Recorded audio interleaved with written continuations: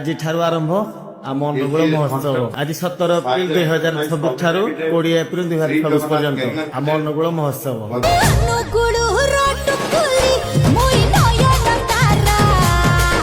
ଆପଣ ମାନେ ପ୍ରଥମେ ଦେଖନ୍ତୁ ଆମର ଏଣ୍ଟ୍ରି ପଏଣ୍ଟ କେମିତି କଣ ହେଇଛି, ଟିକେ ଆପଣ ମାନେ ଝଲକ ଦେଖି ନିଅନ୍ତୁ ଏଣ୍ଟ୍ରି ପଏଣ୍ଟ କେମିତି ହେଇଛି।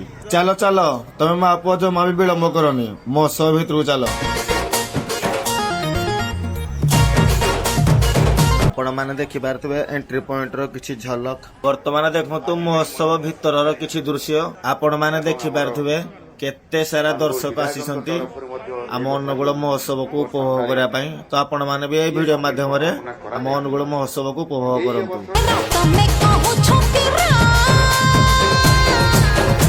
ଆମ ଓଡିଶାର ମାନ୍ୟବର ମୁଖ୍ୟମନ୍ତ୍ରୀ ଶ୍ରୀଯୁକ୍ତ ମୋହନ ଚରଣ ମାଝୀଙ୍କ ଆପଣ ମାନେ ପ୍ରଥମେ ଟିକେ ଭାଷଣ ଶୁଣନ୍ତୁ, ତାପରେ ଆଗକୁ ଆମ ଅନୁଗୁଳ ମହୋତ୍ସବ ଦେଖିବେ। ଆନ୍ଦୋଳନ ଖସଡ଼ାରେ ହେଇଛି ମୁଁ ଜାଣିଛି। ଆନ୍ଦୋଳନ ଖସଡ଼ାର ଆଲୋଚନାକୁ ଉଚ୍ଚସ୍ତରୀୟ ବୈଠକ ବି ମୁଁ 5 ଥର କରିଛି ଏବଂ ସମାଧାନ ମଧ୍ୟ ତାର କମ୍ପ୍ରମାଇଜ ହେଇଛି। କମ୍ପ୍ରମାଇଜ ହେଲା ପରେ ମଧ୍ୟ ଆଉ ଥରେ ଆନ୍ଦୋଳନ କରେଇବାର କାହାର ହାତ ଅଛି? କିଏ ସେ ବ୍ୟକ୍ତି ଷଡ଼ଯନ୍ତ୍ର କରିକିରି ଆନ୍ଦୋଳନକୁ ଆହୁରି ବସେଇଲେ, ଆଉ କିଏ ସେ ବ୍ୟକ୍ତି ତାକୁ ଜେଲରେ ଭର୍ତ୍ତି କରିଲେ, ତାର ବି ଆଗାମୀ ଦିନରେ ଫୈସଲା ହେବାର ଅଛି। ଇଏ ବଡ଼ ଦୁର୍ଭାଗ୍ୟଜନକ କଥା। କିନ୍ତୁ ମୁଁ ଏ ଜିଲ୍ଲାର ବିକାଶ କରିବା ପାଇଁ ଆସିଛି, ଏ ଜିଲ୍ଲାକୁ ସମୃଦ୍ଧ କରିବା ପାଇଁ। ଏରେ ଆପଣଙ୍କର 1 ନମ୍ବର ଅଛି, ଓ ମାନେ 1 ନମ୍ବର ଅଛି।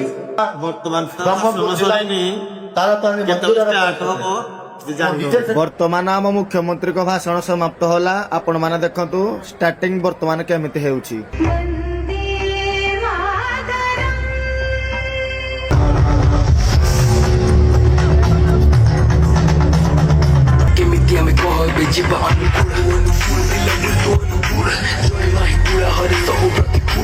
ଆମ ଅନୁଗୁଳ ଗୀତ, ଆମ ନିଜ ଗୀତ।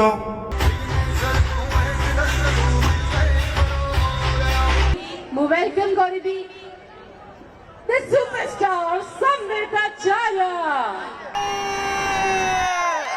ବହୁତ ଲୋକ କଣ ସମସ୍ତେ ଜାଣିଛନ୍ତି ଅନୁଗୁଳ ମୋ ଘର ବୋଲି, ସେଥିପାଇଁ ଏଇଟା ମୁଁ କହିବି ଅନୁଗୁଳବାସୀଙ୍କର ଭଲ ପାଇବା ଆଉ ମା କାଙ୍ଗୁଲା କାଳୀଙ୍କର ଆଶୀର୍ବାଦ ଯୋଗୁଁ ଆମେ ଏତେ ଭଲ ଫିଲ୍ମଟେ କରିବା ପାଇଁ ଚେଷ୍ଟା କରିପାରିଛୁ, ଦୁଃସାହସ କରିପାରିଛୁ। ଆଉ ମୋ ସଙ୍ଗଙ୍କ ଭଲ ପାଇବା ଏଇ ଫିଲ୍ମର ସବୁ ଗୀତକୁ ଦେଇ ସାରିଛନ୍ତି ଅଲରେଡି। ଯେହେତୁ ଏଇ ଜାଗା, ଏଇ ମାଟି, ଏଇ ଜାଗାର କଥା, ସୋ ମୋର ଆଶା ଆଉ ଦୃଢ ବିଶ୍ୱାସ ଯେ ଅନୁଗୁଳରୁ ହିଁ ଆମେ ବହୁତ ସାରା କ୍ରେଜ ପାଇବୁ ଫିଲ୍ମ ପାଇଁ। 24 ଏପ୍ରିଲ ରିଲିଜ ହେବା ପାଇଁ ଯାଉଛି। ବର୍ତ୍ତମାନ ସୁଦ୍ଧା ବି ଆମର ଅନୁଗୁଳ ମହୋତ୍ସବ ଚାଲି ରାତି 11ଟା ହେଲାଣି। ତ ଆମେ ବର୍ତ୍ତମାନ ମହୋତ୍ସବରୁ ବିଦାୟ ନେଉଛୁ। ଜୟ ଜଗନ୍ନାଥ।